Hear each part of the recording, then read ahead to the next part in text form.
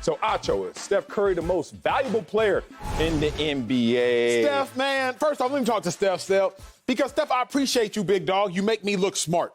I came on this show last Thursday, and I was fighting for my life. You were? Against the likes of you. Against the likes of Slick Rick the Bucher. Slick, I know you watching this at home. If not, you'll see the clip on social. I was fighting for my life. Right hook, left hook, uppercut. I was bobbing, I was weaving.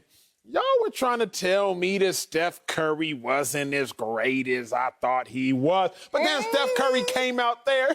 What did we say? Dropped 49 points on your head. Steph Curry came out there. Dub. Look, Steph, shout out to you, big dog, for making me, who is not Columbia smart, look Harvard smart. Wow! Double shots. You got a double barrel shot out here.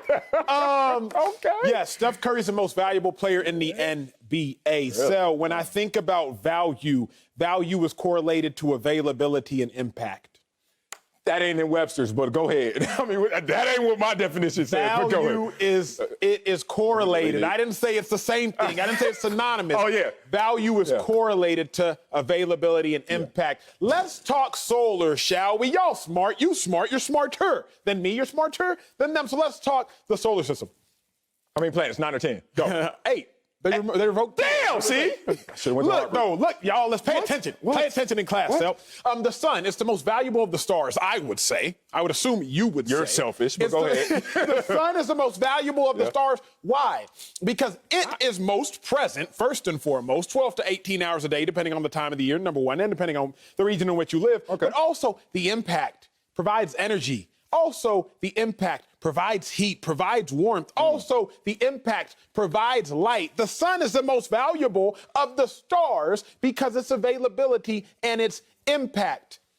A lot of stars in the NBA right now, not all have been available, Kevin Durant. Not all have been available, Kyrie Irving. Not all have been available, LeBron James. So Steph Curry is the most valuable of the stars, number one, because of his availability. But now let's talk about his impact. When you look at the top front runners for MVP, according to Fox Bet Sportsbook, you see the Joker, Nikola Jokic. You see Joel Embiid. And then you also see Steph Curry. All stars. We get that. Like the sun, they're all stars. But can we talk about the impact? Because the other thing that's so great about the sun is when it's shining, and other stars are shining, you don't even notice the other stars, Sal, because of how bright the sun shines. You ain't lying. So Steph Curry just played another star last night, Joel Embiid. But comparatively, you didn't even notice him because of how bright Steph Curry was shining. Steph Curry played Nikola Jokic, the Joker, you gonna say a couple nights ago. But you couldn't even tell he was a star because of how bright Steph Curry shined. Sal, when I look at Steph versus the Joker, 53 points to the Joker's 27 points. 10 3-pointers made and 1 3. Obviously, they play different positions, but I couldn't even tell the Joker was shining because of how bright Steph was shining. Now, let's look at Steph versus Embiid. Just last night, 49 points, 28 points. I couldn't even tell that those other stars were in the galaxy because of how bright Steph Curry was shining. Oh, by the way, Steph Curry won both of those games.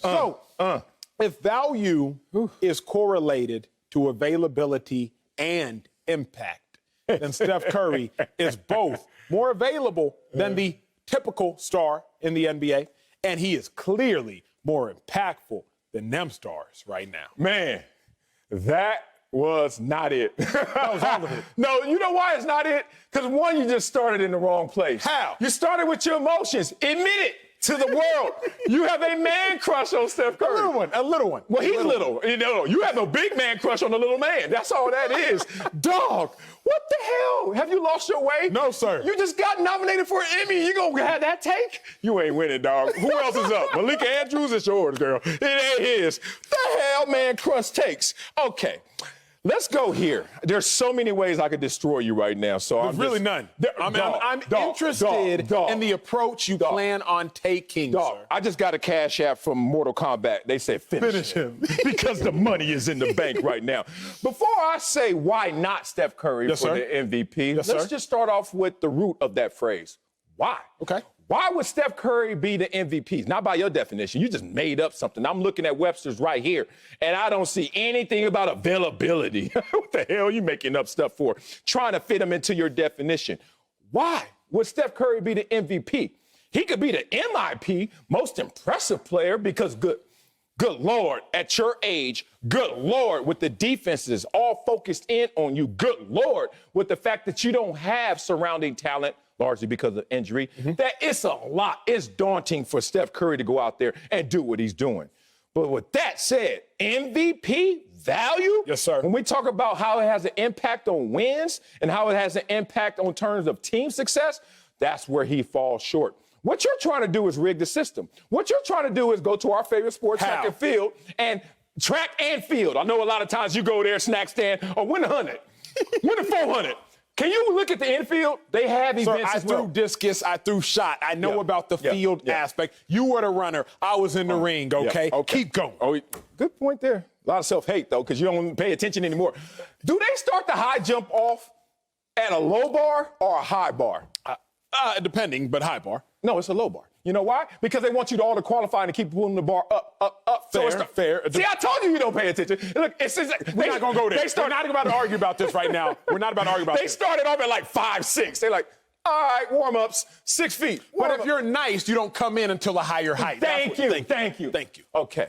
You know what this conversation, because everybody's injured, no one has been there from hello to goodbye because of injury. We could go LeBron James. We could go all Embiid, et cetera. Yes, we could go there. You know what's happened now?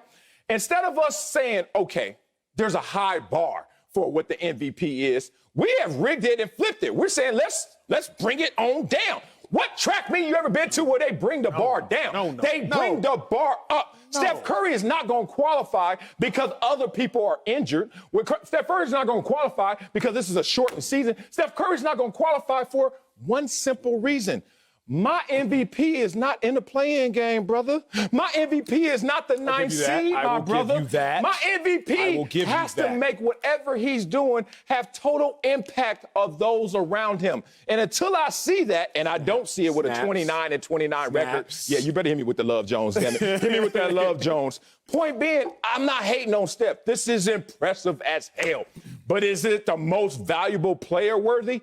Hell. I wish you would have led with what you ended with. I don't like that. You took me through a bunch of malarkey to get me to some gold. I wish you would have led with that ending, because the only thing that can truly undermine Steph Curry's MVP argument, Steph Curry's MVP conversation, is the fact that they're the 9th seed. Like if the NBA playoffs were to start right now and they didn't have this play-in game type of nonsense, then yeah, Steph Curry wouldn't even be in the playoffs. However, if you want to talk about a bar, if you want to talk about a bar that is set to be an MVP, then you have to look at the highest heights of the bar.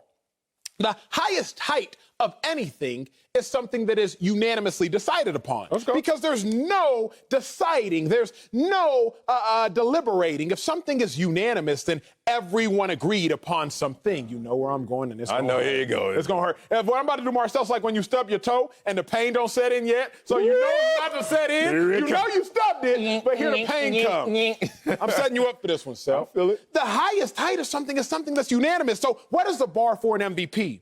Steph Curry actually set the bar 2015, 2016 when he was a unanimous MVP. And when he set that bar, what was the highest height for points totaled?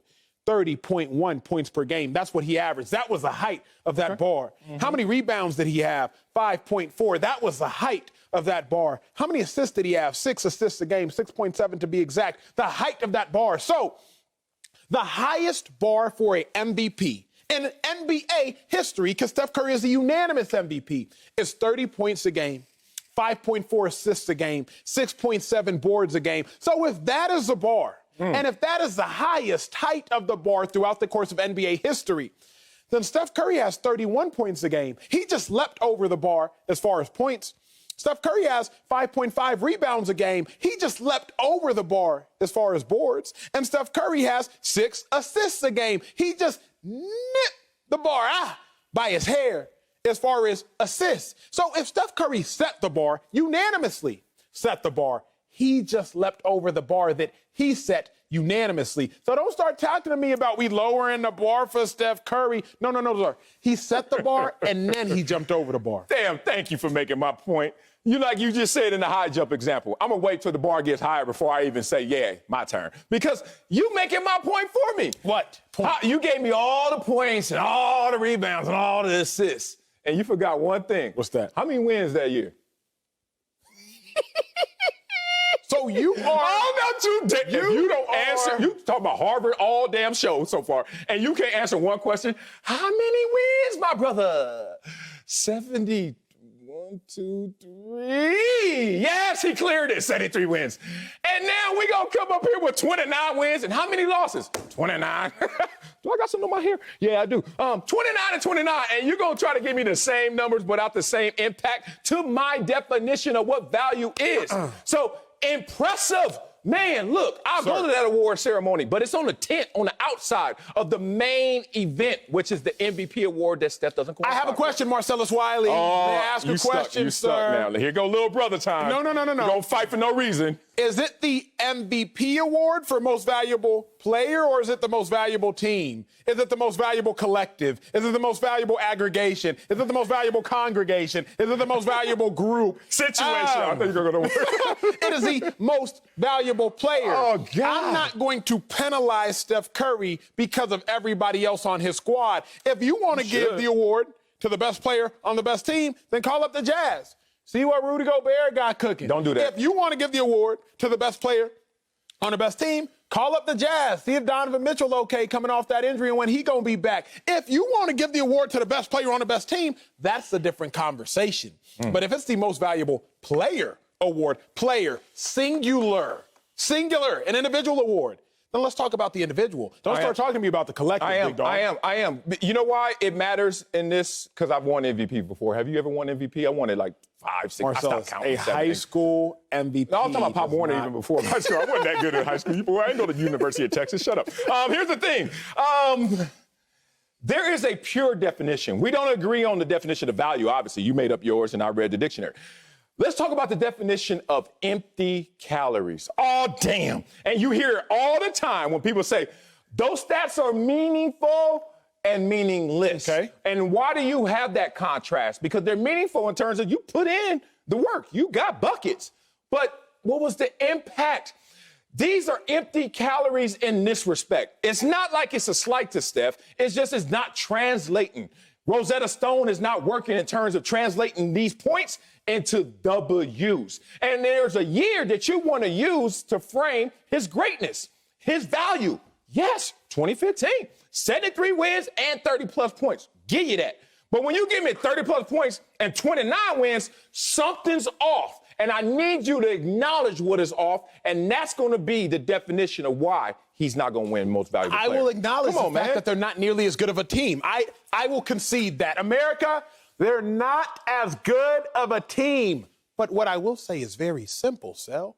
He's given you just as many assists. He's given you just as many boards. He's given you more points. Maybe so the teams may be giving them too. Even with they're out of the game. Less talent around Steph Curry. It's not just about he's still giving you the same output, big dog. It's the Dak Prescott argument you always give me in What's flip, that? which is like, dog, Dak, y'all were down, dog, y'all lost. Yeah, I've been there before. I've been on losing teams more than winning teams in the NFL. But let's just say the times we were up. There's something about taking your foot off the gas in terms of especially defense, which is more effort-based. Other teams are up on them. Other teams are beating them. Other teams are looking at Steph Curry like, what? The last 11 games is all you're really talking about. Yes, sir. This is why this is snowballing, right? He's played 5 of the worst teams in the NBA. More so than that, they still are at 500 as a 9th seed. So if you look at MVP performers, only one has ever not made the playoffs and still won the MVP. Kareem Abdul-Jabbar. The year after I was born, 1975, bruh. Other than that, you got to be a 6th seed at least or better. And the 6th seed, we're talking about Russell Westbrook and his Mr. Triple-Double year. So outside of that, I didn't even want to go to just objective measures. I wanted to have a discussion. There's no way he can win it. Here's why I completely disagree and vehemently disagree with this discussion. All right. My dog Colvin about to be sick when I bring up this because he's a Warriors fan, a producer on this show. So the Warriors lost to the Celtics over the weekend, if I'm not mistaken. They lost to the Celtics by 5. 45 seconds left. It's a 2-point game. 113, 111. Steph Curry has done his thing to bring them boys back into the game. Steph Curry is balling, going crazy. Draymond Green, Open layup. Come on, make that layup. I know. You've seen it. Well, he's offensively challenged. Yes, he is. He is offensively, I think it was incoherent or whatever the case may be. But Draymond Green got a wide open layup to tie the game with 45 seconds left, and he misses it. And oh, God. Draymond, big dog, you making $100 million. Draymond, you on year like 9 or 10. You not MVP, you're a champion. You're a 3-time All-Star. You can't make a layup. And the point you're trying to make, so is this.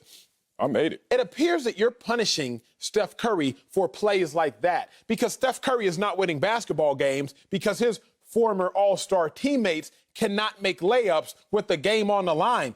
I'm not going to punish Steph Curry and undermine a 40-point performance by Steph Curry because Draymond Green can't make a layup. Draymond Green goes on to miss that layup. What happens next? Kemba Walker, step back, three-pointer. It's now 116-111. The game is over.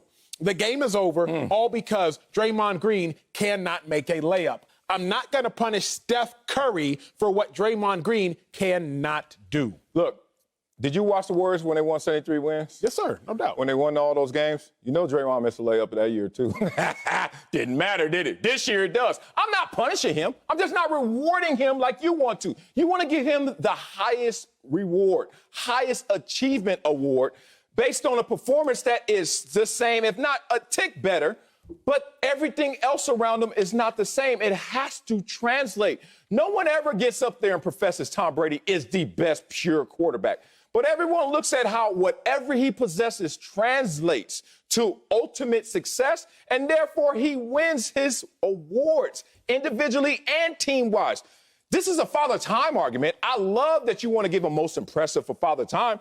Old school players, this isn't Father Time. Kareem, Kobe, rest in peace, Jordan, when they were older, they all look like this. But if you want to say the best player this year, only thing you're really acknowledging is that there's a substandard of MVP performances because of injury, largely. And then Steph Curry has now creeped into a conversation when you have lowered the bar. The question really then becomes, the core of this argument becomes, what is more impressive? What a Steph Curry does on a offensively maligned Golden State team, or what a Kyrie Irving or a James Harden does on a uber-talented Nets team? What a Deshaun Watson did on a offensively incompetent Texans team, or what a Patrick Mahomes does on a lavishly talented offensive team? I look at a Steph Curry and say, you know what?